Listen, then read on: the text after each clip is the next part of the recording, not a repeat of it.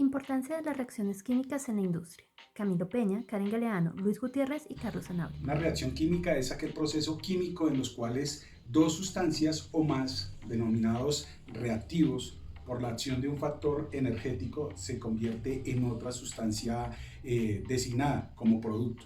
Eh, Mientras tanto, las sustancias pueden ser elementos químicos, o sea, una materia constituida por átomos de la misma clase, o compuestos químicos, sustancias que resultan de la unión de dos o más elementos de la tabla periódica. Uno de los ejemplos más corrientes de una reacción química es la formación del óxido de hierro. En la siguiente diapositiva vamos a mirar y hacer el proceso de la quema de combustibles. El proceso industrial que se realiza de esta quema de combustible es una de las actividades que más se utilizan a nivel mundial y a diario en cualquiera de las compañías. Cualquier proceso que suponga la quema de materiales, como es el carbón, el petróleo, los aceites industriales o cualquier derivado de estos productos, supone un gran daño pues, para la capa de ozono y al medio ambiente en general. Las reacciones químicas que se producen en este proceso son llamadas reacción de combustión. Esto es una reacción de tipo que se produce mediante fuego. La combustión es una reacción química redox, es decir, una oxidorreducción o toda reacción química en la que uno o más electrones se transfieren entre los reactivos, provocando un cambio en sus estados. Siempre que completamos una reacción de combustión de un hidrocarburo, va a estar compuesta por dos elementos, que es el carbono y el hidrógeno. Generalmente se forman los mismos productos cuando estos ya han hecho su reacción química y se produce el CO2 y el H2O. En la siguiente diapositiva vamos a mirar cómo se hace este proceso. Entonces, decimos que hay una entrada de combustible, va a un quemador. En este quemador hay una llama incandescente a una temperatura muy alta, la cual lleva esta temperatura a un generador, pasa por una caldera. Esta caldera, mediante un enfriamiento o un proceso de llevado de agua, hace que salgan emisiones de humos. Este proceso de la caldera luego pasa a un recuperador de calor. Cuando el agua interfiere en este proceso de la caldera, hace que el calor se distribuya hacia un recuperador de calor. Este recuperador de calor envía un vapor de presión hacia unas turbinas, las cuales van a generar el movimiento y lo van a enviar a un generador. Este generador producirá una energía grandísima, que la va a pasar a un transformador, el cual, como su nombre lo indica, va a transformar esto en energía eléctrica, la cual va a ser distribuida a un tendido eléctrico, lo que vemos normalmente nosotros en las torres de energía. En la siguiente diapositiva vamos a ver cómo es la ecuación que se produce con esta quema de combustible. El combustible se quema, en el caso del motor de un vehículo, contiene un octanaje altísimo. El combustible que nosotros le aplicamos a nuestros vehículos es un octanaje de CO8H18, y cuando se quema ese octano, lo que resulta de esa quema es CO2H2O. La combustión es una reacción química que se produce cuando el combustible se combina con un comburente y con oxígeno. Para que este proceso se dé, el ingrediente clave, el ingrediente principal es el oxígeno. Sin esto no hay ninguna combustión. La recuperación del medio ambiente con esta quema de combustibles, pues se hace muy difícil. El agotamiento de los combustibles fósiles que hoy día tenemos y que conocemos, está pronosticado que para dentro de 30 años ya no va a haber. Entonces, para que se puedan volver a renovar todos estos documentos, pasarán cientos o miles de años para la recuperación. La alteración pues, del efecto invernadero, que ya lo hemos visto en temas anteriores, pues vemos como muchas veces en sitios donde no llega el sol, vemos hoy día en la India que la gente mantiene, fuera de esta pandemia que estamos viviendo, tiene que mantener con tapabocas porque la contaminación es imposible que ellos manejan allá. El tema de la lluvia ácida, que lo vimos en la guía anterior, los conflictos bélicos que se suceden en todo lado, todo esto hace que se caliente el planeta, y pues los desequilibrios sociales producidos por todos estos temas que han suscitado, pues que como en el caso del petróleo, que existe en ciertos sitios y los dueños de esos productos son poquitas familias, pues hace que haya un desequilibrio en la parte social donde hay mucha pobreza.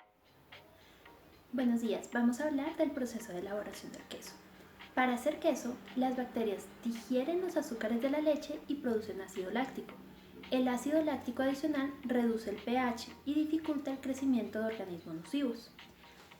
Al convertir la leche en queso, su vida útil se extiende de aproximadamente 3 semanas a 2 décadas o incluso más. Todo queso comienza como leche. Las fuentes primarias son la leche de cabra, vaca, oveja o búfalo. Para hacer queso, la leche se bombea en un tanque grande y se calienta a la temperatura adecuada. En este proceso se utilizan dos tipos de bacterias diferentes, las mesofilas y las termofilas. Las bacterias mesofilas crecen mejor a temperaturas moderadas, típicamente entre los 20 y los 45 grados centígrados. Se utilizan para hacer quesos suaves como el cheddar, el gouda o el colby. Las bacterias termofilas prosperan entre 45 y 122 grados centígrados y se utilizan para hacer quesos maduros como el gruyère, parmesano y el romano. En el tanque, las bacterias fermentan el azúcar presente en la leche, llamado lactosa, en ácido láctico, de la siguiente manera. En la medida que se produce ácido láctico, el pH de la leche disminuye. El pH es el indicador de actividad. Cuando el pH cambia, se sabe que las bacterias están vivas y bien. Al medir el pH, se mide la actividad de estas bacterias y así se asegura que la cuajada fresca esté en el camino correcto para convertirse en queso. Después de que las bacterias replican y cultivan la leche a la temperatura óptima, la leche se coagula y cambia de un líquido a un material firme y gomoso. Este cambio toma 1 hora o 2 y es posible debido a las proteínas de caseína en la leche. Las moléculas de caseína se agregan en esferas llamadas micelas. La capa exterior está cargada negativamente, lo que permite que las micelas permanezcan dispersas en la leche líquida. Para formar queso, las proteínas deben coagularse o pegarse. Sobre la repercusión ambiental, el queso termina en lo más alto de la lista de producción de alimentos porque se necesita mucha leche para hacer un poco de queso. Las vacas lecheras liberan grandes cantidades de metano, que es un gas de efecto invernadero, peor que el dióxido de carbono, y no olvidemos la cantidad de alimentos y antibióticos que necesitan las vacas. Respecto a las variables por controlar, en este proceso participan diversos elementos biológicos y químicos, así como muchas variables de entorno, temperatura, humedad, presión, lo que hace que con los mismos ingredientes básicos, leche, fermentos y cuajo, se puedan conseguir una gran variedad de quesos de sabores diferentes y texturas, lo que convierte en este mundo en algo realmente fascinante. Continuando con los procesos industriales, voy a explicar el proceso de fabricación del vidrio. Antes de ello quisiera hacer una pequeña introducción de este material. Este material tiene un estado vítreo, esto significa que no tiene una forma definida. También cuenta con una cierta rigidez y dureza, tal como los sólidos. Ópticamente son isótropos, significa que podemos ver las mismas propiedades en cualquiera de sus direcciones. También es translúcido, permitiéndonos ver a través de él. Estas dos últimas propiedades son de los líquidos, dándonos cuenta que tienen algunas propiedades de los líquidos y los sólidos, pero en ningún momento llega a ser ninguno de estos dos. También es un material inorgánico y no metálico. Por último, podemos decir que se usa en el diario vivir y en muchos campos de acción como es la construcción.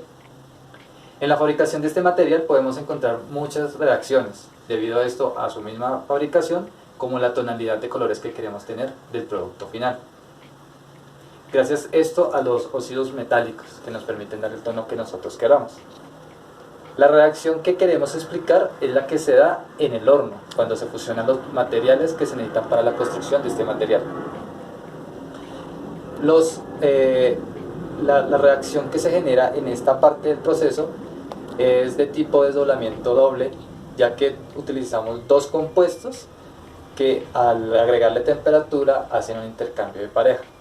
Esos compuestos que se utilizan para la fabricación de este material son el carbonato de sodio y el óxido de silicio, que al agregarle la temperatura, que más o menos son 1500 grados Celsius, vamos a obtener metasilicato de sodio, que es el vidrio, y el dióxido de carbono. La fórmula química de esta reacción quedaría de la siguiente manera: Na2CO3 más SiO2, le agregamos la temperatura, que nos da como resultado Na2SiO3 más CO2. Las repercusiones que tienen estas reacciones en el medio ambiente son las siguientes. Primero, la producción de CO2 y de SO2, que es el dióxido de azufre. Contaminación de cuerpos de agua, generación de smog, y uso de recursos naturales no renovables como materias primas, como lo puede ser la piedra caliza. Ya por último, para dar una efectividad en el rendimiento de esta reacción, es importante controlar dos variables. Una es la temperatura. Esto depende de los reactivos que tengamos y del producto que queramos obtener para realmente calcular la temperatura adecuada. Había indicado que era 1500 grados Celsius aproximado, pero si lo queremos hacer efectivo, debemos tener claro cuánto queremos implementar y cuánto queremos obtener. Y otra variable que debemos controlar es el combustible que empleamos para la elevación de esta temperatura, ya que dependiendo de lo que utilicemos vamos a disminuir o aumentar la producción de dióxido de carbono o dióxido de azufre. Buenas tardes, soy Carlos Sanabria. Me corresponde hablarles sobre la fabricación de la cerveza, donde los insumos para la producción es la malta de cebada, granos como trigo, avena, el lúpulo, que es una planta, lo cual se usa la flor, y todos estos ingredientes se maceran, se les adiciona grandes cantidades de agua, y todo esto en unos recipientes muy grandes para producir lo que es cada una de las cervezas. Y se usa dos tipos de levadura, una puede ser de tipo Ale, otra de tipo Lager. La levadura de tipo Ale son las levaduras de alta temperatura que trabajan con aproximadamente entre 17 y 20 grados centígrados el cocimiento, y las de baja temperatura, que son las Lager, se trabajan entre 5 y 14 grados centígrados para producir la cerveza. Al extraer la glucosa, que tiene fórmula química C6H12O6, esta se produce alcohol más dióxido de carbonato con fórmulas 2C2H5OH más 2CO2, como podemos ver acá abajo en la fórmula. Al producir el alcohol etílico más el dióxido de carbonato por carbonación, la reacción química que ocurre en el caso de la fabricación de la cerveza es la descomposición por fermentación, y se fermentan estos ingredientes como ya dijimos, a temperaturas pueden ser altas o bajas dependiendo el tipo de levadura usada. El proceso de elaboración de la cerveza consume mucha energía, por lo tanto lo que hablamos de recuperación ambiental, la fabricación de la cerveza utiliza mucho combustible, pues hoy en día de tipo fósil. Por lo tanto, la conservación de los recursos de combustibles fósiles cuando nosotros podamos disminuir el uso de este tipo de combustibles, pues podremos reducir las emisiones de CO2, porque la combustión de los fósiles pues generan el efecto invernadero, y entonces estamos tratando de evitar este tipo de emisiones.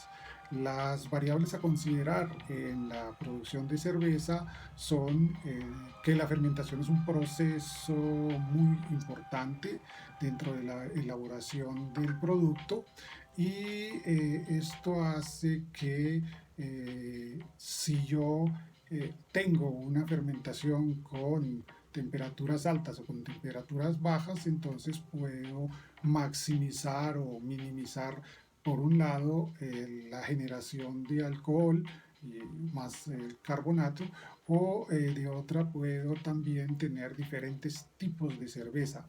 La temperatura de fermentación, así como el tipo de levadura utilizado, que ya dijimos que puede ser Ale o puede ser lager, de eso depende la relevancia del tipo de cerveza que se va a producir, el cual en la producción es común también usar refrigeración para detener o para apresurar la fermentación, de tal manera que pueda dárseles diferentes estilos de cervezas. Existen las cervezas que, por ejemplo, las que son que se hacen con levadura de baja temperatura. Estas son cervezas que se demoran mucho más en el proceso, porque adicionalmente, para que la fermentación logre terminar todo el proceso, hay que dejarlas en unos contenedores entre 3 y 10 semanas, y así es como se realiza la producción de la cerveza.